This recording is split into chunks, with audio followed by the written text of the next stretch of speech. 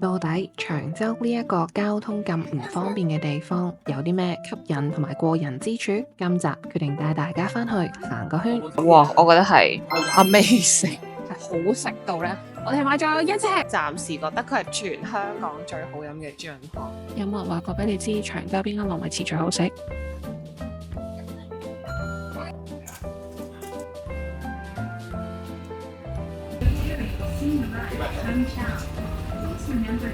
？Hello，歡迎收睇 Chat。我哋今日翻咗嚟長洲，就用曾經係一個長洲居民嘅身份咧，帶大家行一次長洲。我會帶你喺度住嘅時候好中意食嘅人西小店，會開箱，唔知有冇中伏嘅華威。咁大家就跟住我哋喺長洲玩2日1夜啦。呢一間車仔麵咧，係基本上應該全部長洲居民都會嚟食，同埋佢個辣醬咧係真係好好食噶。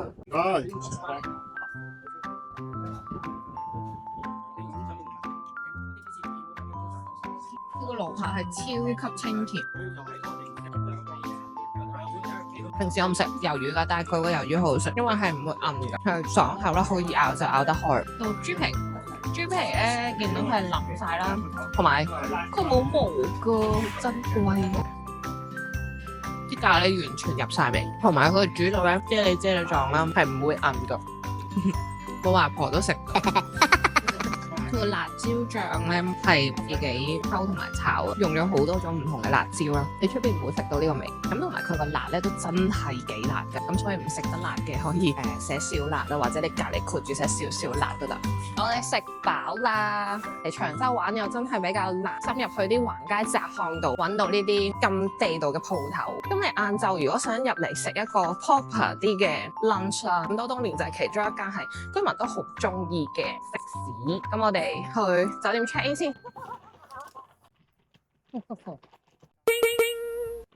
Hello， 乜嘢啊？上完又要落嘅咩？今日係住6280海景房。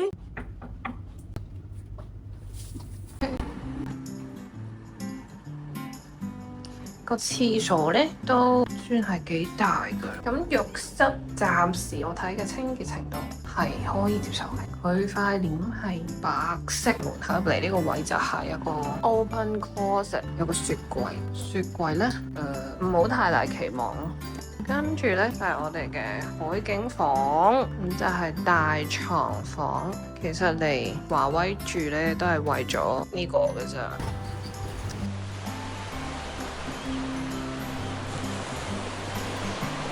係可以同隔離鄰舍 say hi 嘅。呢邊就係電視機，華威真係好舊，咁所以咧歲月嘅痕跡一定有㗎啦。即係譬如係啲牆角花晒啦，地氈冇咗忽啦，跟住啲牆啊都唔係完美嘅牆身啦。咁但係我覺得整體嚟講咧，我覺得呢一個位都係值回票價。咁有個露台仔，如果你夜晚可能買啲酒啊、買啲宵夜翻嚟嘅話，咁就可以 enjoy 一個好 chill 嘅晚上。咁我哋而家咧帶大家出去長洲行下啲橫街窄巷，我會做3間糯米糍同地平，夜晚仲會做一間高質隱世嘅晚餐小店。好少會見遊客去嗰間飯店嗰度食嘢。咁今晚就等我哋帶大家去。咁我哋而家去長洲 City Walk 先。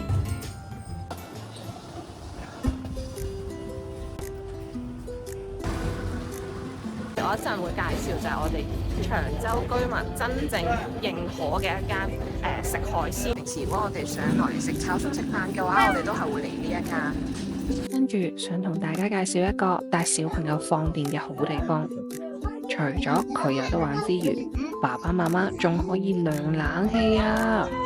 如果你喺炎炎夏日嚟到長洲，想揾個有冷氣嘅地方，真係唔係咁易㗎。長洲體育館入面嘅兒童遊戲室就絕對會滿足到大家啦。時間表放咗喺資訊欄，記得睇啊！火車頭咧都係一間我哋幾常食嘅米線啦。佢個酸辣湯好好食，佢個湯底真係用豬骨熬咗好多個鐘，真材實料咁樣去熬出嚟。咁我哋就會好中意食佢嗰個米線。大家如果經過想試下啲唔同嘅，都可以試下火車頭。我自己住咗長洲幾年呢，我覺得係一個世外桃源嘅地方啦。佢係雖然係要搭船，但係佢嗰程船，你只要入碼頭就真係有返咗屋企嘅感覺。你個世界成個時間就已經慢咗落嚟。咁所以我會覺得，如果大家可能想嘗試下自己一個人去學習獨立啦，或者可能係更加認識自己嘅話呢，其實我覺得係一個唔錯嘅地方。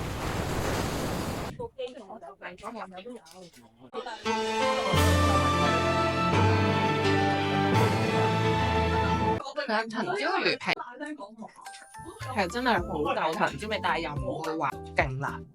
咁佢係有少少麻嘅。如果中意麻辣嘅人咧，我諗你好中意呢個菜式。同埋佢個魚皮係好夠熟，係一個出色嘅涼拌魚皮。我嗰時仲未搬入嚟長洲嘅時候咧，佢已經開始係一個臨時檔咁樣啦。因為見到有沙姜雞翼尖，咁所以咧我就決定要買佢嚟試下。跟住一試就不得了，下酒菜絕對。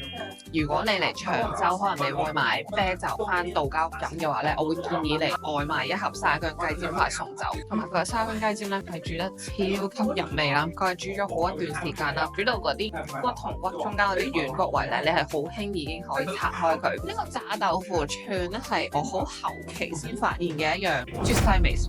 佢個脆個程度咧，佢又炸得超級透啦，跟住哇佢嗰個鬆脆程度真係好好食。曾經一度係試過冇火死。跟住另外一樣，本身咧炸雞翼咧都係佢真係炸得好食，但係咧點解好想食就因為個辣椒粉，個辣椒粉又係佢自己搞出嚟，撈嚟撈去好香啦，跟住好野味啦。豉油黃炒麵咧好出色嘅咧係個辣椒醬，因為呢個辣椒醬咧係老闆啦同呢個辣椒醬嘅老闆啦一齊試味，然後教咗呢隻咁好食嘅辣椒醬出嚟。咁辣椒醬就梗係配豉油黃炒麵啦。想介紹一樣好犀利嘅菜式，豉油雞。哇，我覺得係 amazing， 因為你喺出邊食豉油雞咧係好難食到啲好入味，然後又好嫩滑嘅豉油雞啦。佢係兩樣都滿足到我嘅要求，好入味之餘咧，但係佢雞肉係嫩滑嘅，所以只可以話老闆同老闆娘嘅廚藝咧係非常之高超㗎。我覺得係真係好精湛㗎。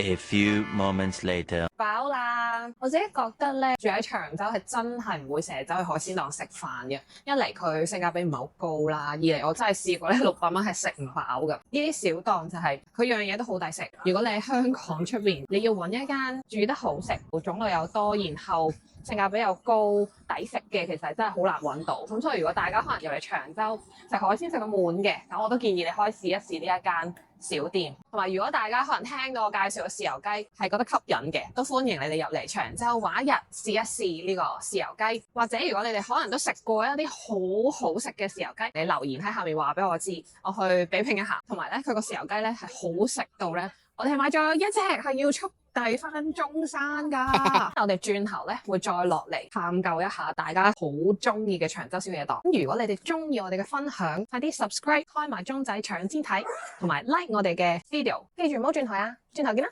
A few moments later，呢檔都幾好食嘅，但係真係太貴啊！真㗎喎，宵夜車仔麵。The next morning，早晨啊！如果話推唔推介華威咧，其實係好矛盾。佢絕對係 meet 唔到我對酒店嘅 standard 嘅。如果你要嚟住一晚，咁係唯一嘅選擇就係華威嘅海景房。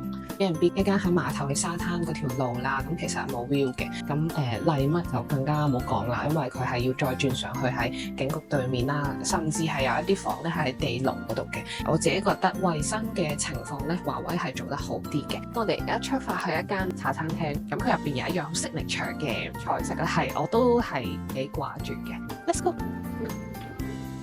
你覺得好好味嘅就係豬潤湯啦。你睇個湯咧，已經係飲到豬潤嗰個味道，咬到有甜味添。佢會有種甘甜，呢個碗湯入邊都係真係幾多豬潤㗎。佢唔係薄呢一嚿嚿，佢就 exactly 係好嚿粉嘅豬油。我覺得呢個係好出色。佢都話自己可能係全長洲最好飲嘅豬潤湯，但係我暫時覺得佢係全香港最好飲嘅豬潤湯。大家有長洲都可以試一試呢間茶記。咁我哋而家嚟食3個標準嘅芒果糯米糍。嗱，呢個係平啲嘅，佢嚿芒果肉都真係夠大嚿，但係佢個皮係厚㗎，同埋佢個皮係唔知點解同個芒果肉分離喺度對下對下。呢個係天然嘅，